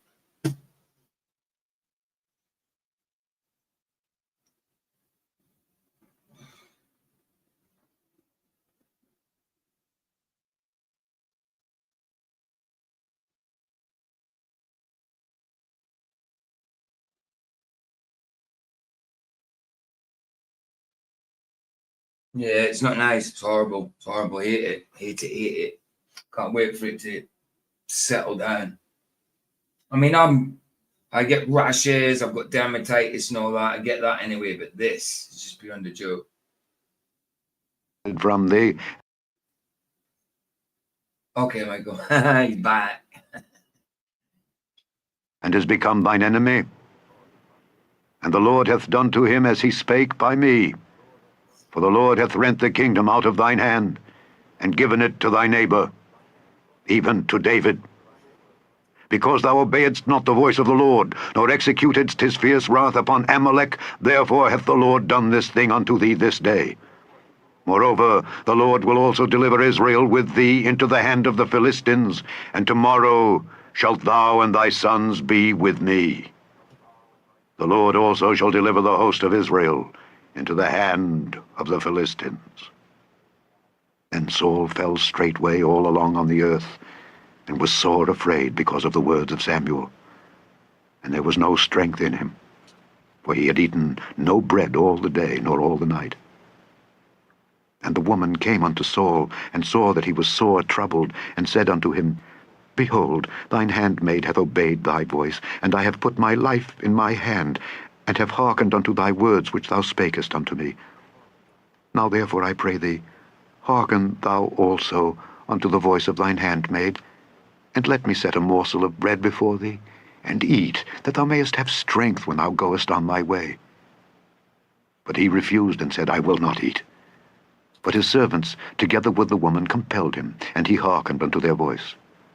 So he arose from the earth, and sat upon the bed. And the woman had a fat calf in the house, and she hasted and killed it, and took flour, and kneaded it, and did bake unleavened bread thereof. And she brought it before Saul and before his servants, and they did eat. Then they rose up, and went away that night. Chapter 29. Now the Philistines gathered together all their armies to Aphek, and the Israelites pitched by a fountain which is in Jezreel. And the lords of the Philistines passed on by hundreds and by thousands. But David and his men passed on in the rearward with Achish. Then said the princes of the Philistines, What do these Hebrews here? And Achish said unto the princes of the Philistines, Is not this David, the servant of Saul, the king of Israel, which hath been with me these days, or these years? And I have found no fault in him, since he fell unto me unto this day. And the princes of the Philistines were wroth with him. And the princes of the Philistines said unto him, Make this fellow return, that he may go again to his place which thou hast appointed him, and let him not go down with us to battle, lest in the battle he be an adversary to us. For wherewith should he reconcile himself unto his master? Should it not be with the heads of these men? Is not this David, of whom they sang one to another in dances, saying, Saul slew his thousands, and David his 10,000s? Then Achish called David, and said unto him, Surely, as the Lord liveth, thou hast been upright, and thy going out and thy coming in with me in the host is good in my sight, for I have not found evil in thee since the day of thy coming unto me unto this day. Nevertheless, the Lord's favoured thee not. Wherefore now return, and go in peace, that thou displease not the lords of the Philistines. And David said unto Achish, But what have I done? And what hast thou found in thy servant so long as I have been with thee unto this day, that I may not go fight against the enemies of my lord the king? And Achish answered and said to David, I know that thou art good in my sight, as an angel of God. Notwithstanding, the princes of the Philistines have said, He shall not go up with us to the battle. Wherefore now rise up early in the morning with thy master's servants that are come with thee, and as soon as ye be up early in the morning and have light, depart. So David and his men rose up early to depart in the morning, to return into the land of the Philistines. And the Philistines went up to Jezreel. Chapter 30.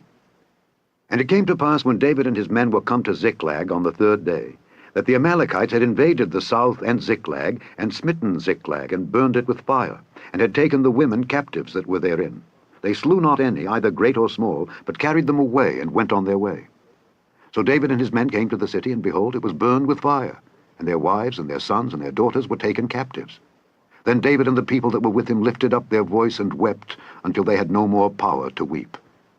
And David's 2 wives were taken captives, Ahinoam the Jezreelitess, and Abigail the wife of Nabal the Carmelite.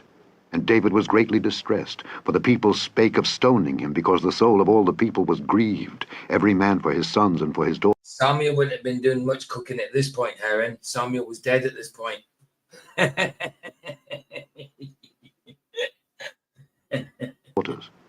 But David encouraged himself in the Lord his It was God. spirit And cooking. David said to Abiathar the The spirit cooking.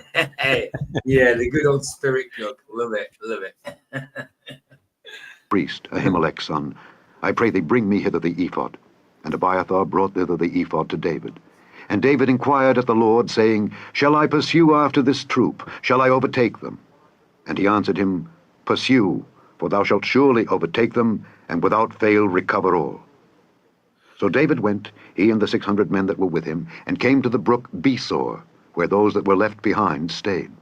But David pursued, he and 400 men, for 200 abode behind, which was so faint that they could not go over the brook Besor. And they found an Egyptian in the field, and brought him to David, and gave him bread, and he did eat, and they made him drink water. And they gave him a piece of a cake of figs, and 2 clusters of raisins.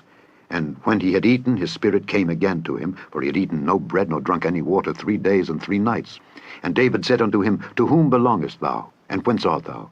And he said, I am a young man of Egypt, servant to an Amalekite, and my master left me because 3 days agone I fell sick. Yeah, no, the authors of Samuel are unknown. I think early Greek scholars think it's certain people, but it's it's unknown really who First and Samuel was written by. We made an invasion upon the south of the Kerethites, and upon the coast which belongeth to Judah, and upon the south of Caleb, and we burned Ziklag with fire.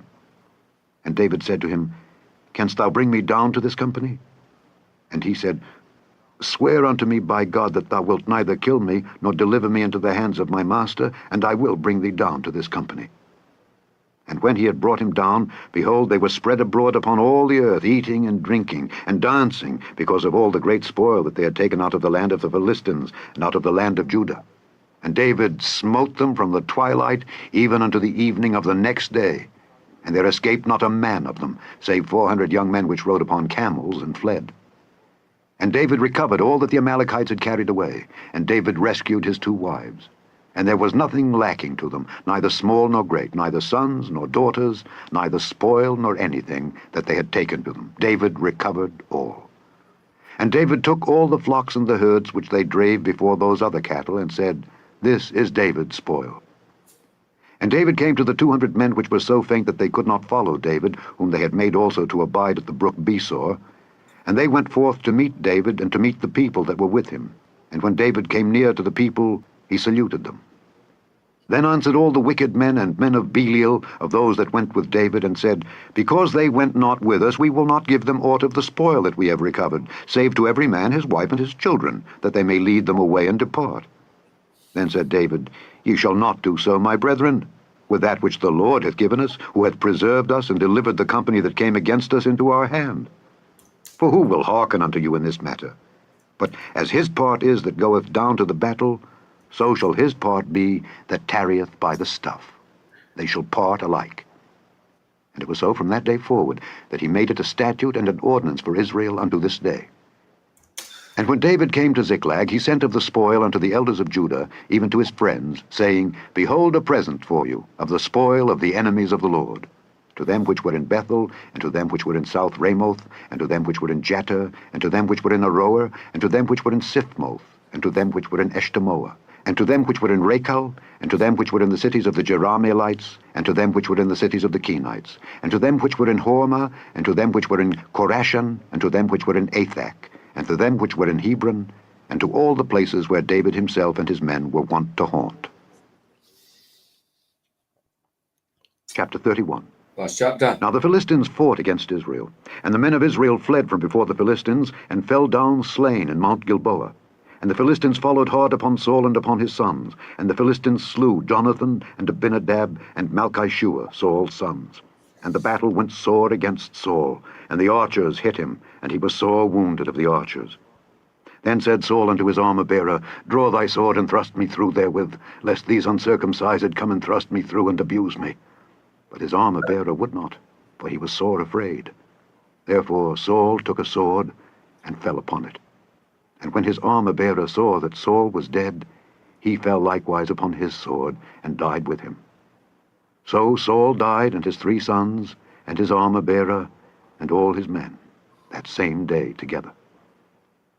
And when the men of Israel that were on the other side of the valley, and they that were on the other side Jordan, saw that the men of Israel fled, and that Saul and his sons were dead, they forsook the cities and fled, and the Philistines came and dwelt in them. And it came to pass on the morrow, when the Philistines came to strip the slain, that they found Saul and his 3 sons fallen in Mount Gilboa. And they cut off his head, and stripped off his armor, and sent into the land of the Philistines round about to publish it in the house of their idols and among the people. And they put his armor in the house of Ashtaroth, and they fastened his body to the wall of Bethshan. And when the inhabitants of Jabesh-Gilead heard of that which the Philistines had done to Saul, all the valiant men arose, and went all night, and took the body of Saul and the bodies of his sons from the wall of Bethshan, and came to Jabesh, and burnt them there. And they took their bones, and buried them under a tree at Jabesh, and fasted 7 days. The end of the first book of Samuel, otherwise called the first book of the Kings. Oh. Our Samuel's called the first book of the Kings. Okay. So you got 1 Samuel, 2 Samuel, 1 Kings, 2 Kings, 1 Chronicles, 2 Chronicles. So I wonder if that's meant to be like 6 books of the Kings or something. Right. So that's that. I'll play out with a song on this side. And then if you're coming over with us to Rumble, there's the Rumble link to watch it. It's only an hour long documentary called Panodrama from 2019. Tommy Robinson and that talking. It's like a BBC expose sort of thing. So yeah, nice. Song. Let's use Charles's song. Charles, ain't no weapon formed against me. It's a good song, man. I think he wrote the words, the lyrics, and put it together with AI.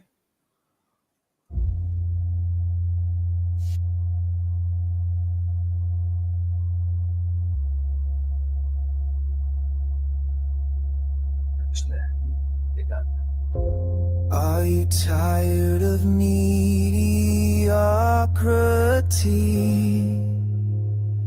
A slave to complacency.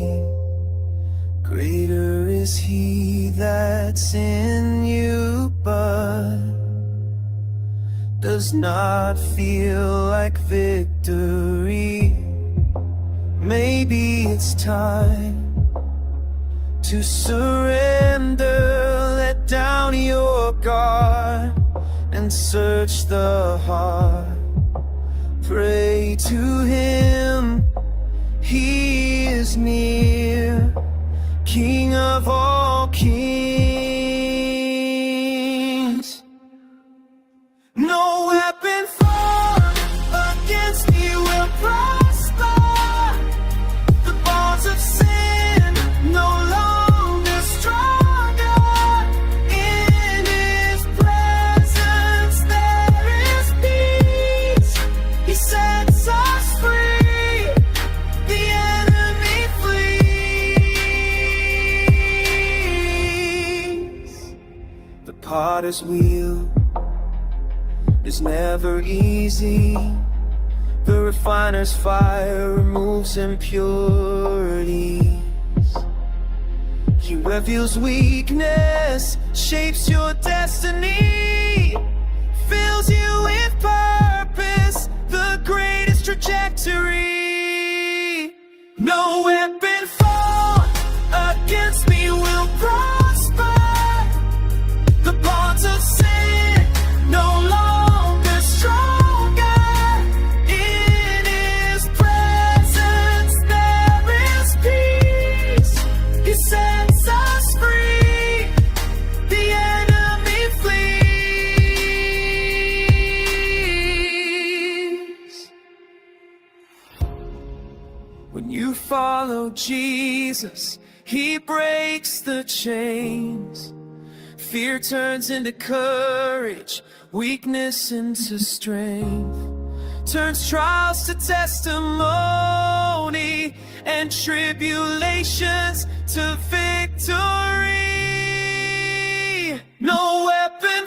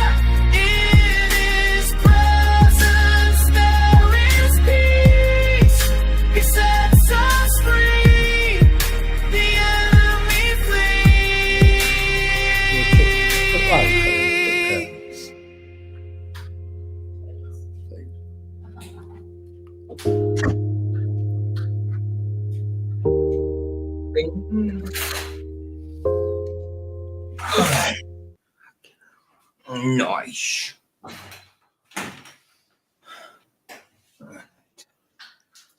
Thanks, Charles. Right. Rumble links there if you're coming over with us to watch the docu. The Rumble link. If not, I'll see you later on the Flatzes. And if I don't see you in Flatzes, I'll see you tomorrow. I've got Let's start. about 10, 15 minutes and then I'll have to get off to make food. Cool, man. Cool. Otherwise, I'll not be on Flatzes because I'll still be cooking. Nice. Right, bless guys. Here the sunset's free. Buzzers on it is free. Indeed. Indeed.